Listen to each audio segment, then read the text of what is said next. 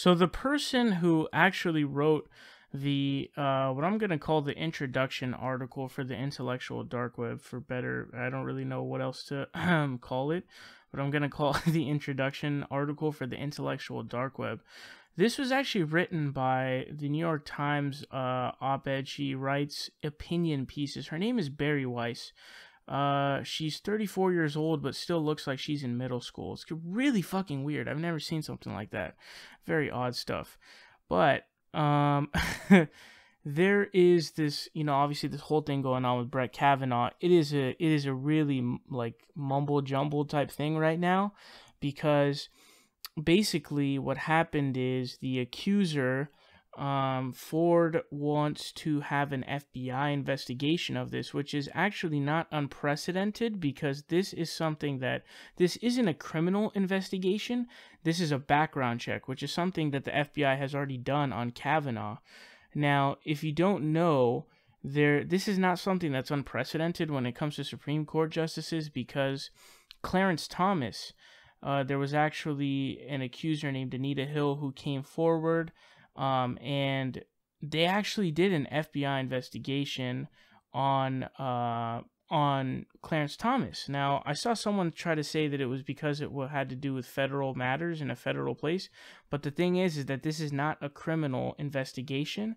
This is an investigation that is part of a background check. It's not a criminal. Nobody's asking for a criminal investigation, so it gets complicated. You get into the details of these different things, but this isn't something that's unprecedented. All it took was 2 days for the FBI investigation.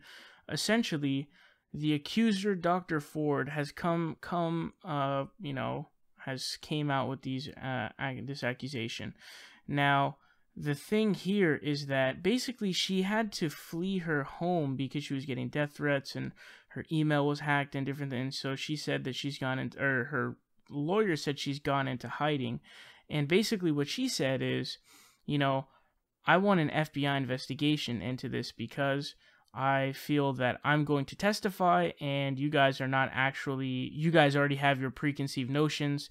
You already have your preconceived ideology. You already have your opinion made, and therefore, in order to have information set in stone, I want an FBI investigation. And again, like I said, this isn't something that's unprecedented. Anita Hill, there was, the accusation against Clarence Thomas, and there was an FBI investigation on Clarence Thomas because they do these background checks, the FBI does.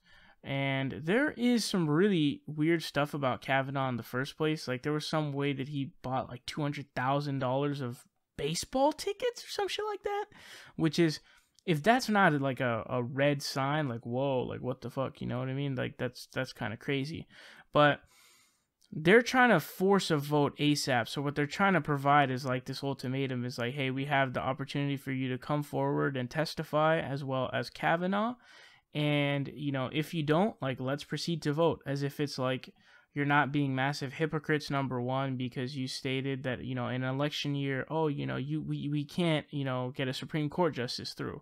That's wrong. And so it's an election year right now. If you guys weren't a bunch of fucking contradictory hypocrites and douchebags, you wouldn't put a Supreme Court justice through.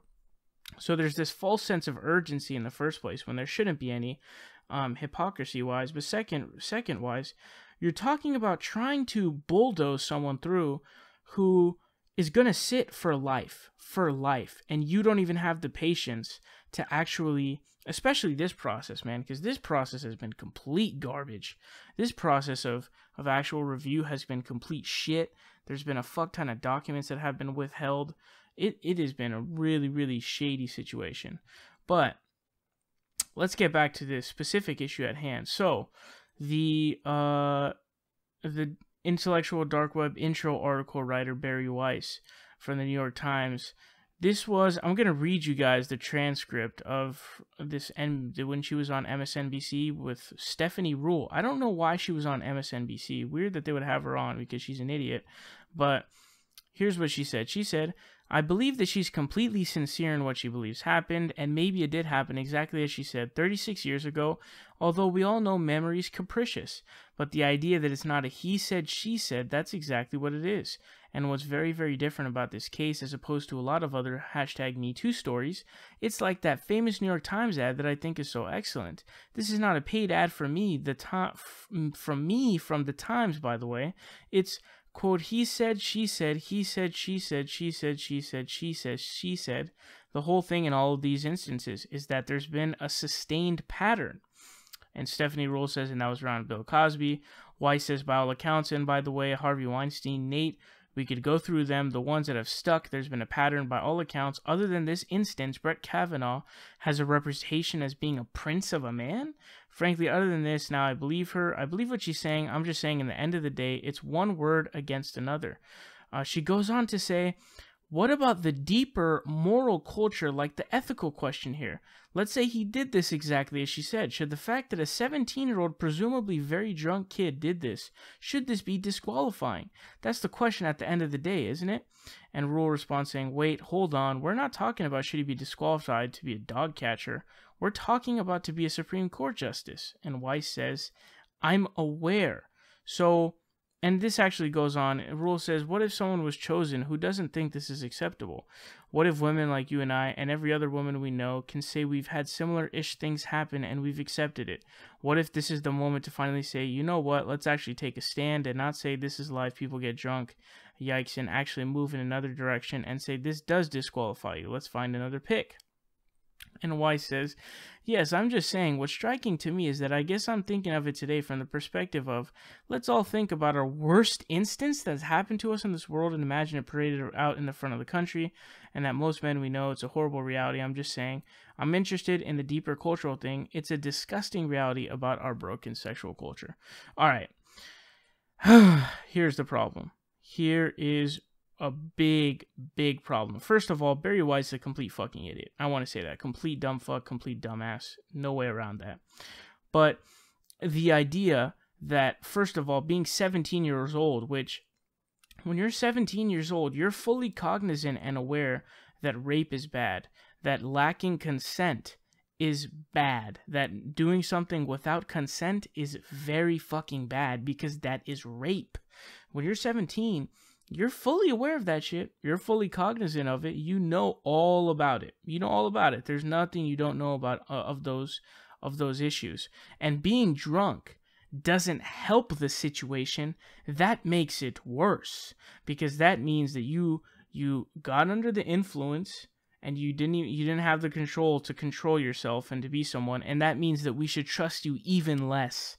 Because if you weren't able to control yourself in that situation, that means that we should not trust you as a Supreme Court justice. This is something, by the way, that's against the law.